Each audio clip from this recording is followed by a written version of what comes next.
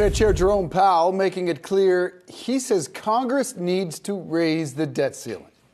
There's only one way forward here, and that is for Congress to raise the debt ceiling so that the United States government can pay all of its obligations when due.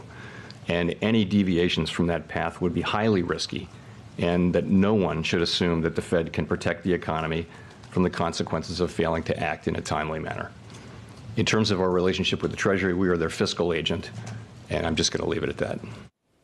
That's what we call definitive, folks. Those comments came ahead of a big meeting between President Biden and House Speaker Kevin McCarthy at the White House. This is their first one-on-one meeting in this new session of Congress. McCarthy said to be pushing for yet unspecified spending cuts. Senior columnist Rick Newman here with what might go down when these guys meet. Look, it's not entirely clear. It's been clear that the Republicans want some cuts. Right. But how far are they willing to go is the question. Yeah, they've backed themselves into a corner already because while they might sound popular in theory, we should cut spending, the government is too bloated and so on, when you get to the specifics, spending cuts are very, very unpopular. And if you just put together the big pieces of the federal debt, or federal spending, you can figure out why. So first of all, Medicare and Social Security are 1/3 of all federal spending.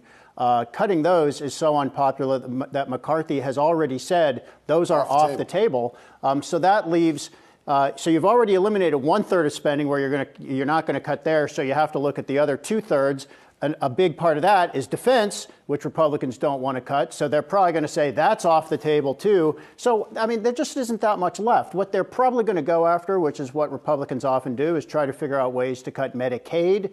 That is the health program for the poor and other types of some other health care funding. But that runs into tons of opposition, too, for lots of reasons. So to cut Medicaid spending, you cut payouts to doctors. And the doctors' lobby says, hold on a minute. They're already so low, we don't want to take Medicaid patients.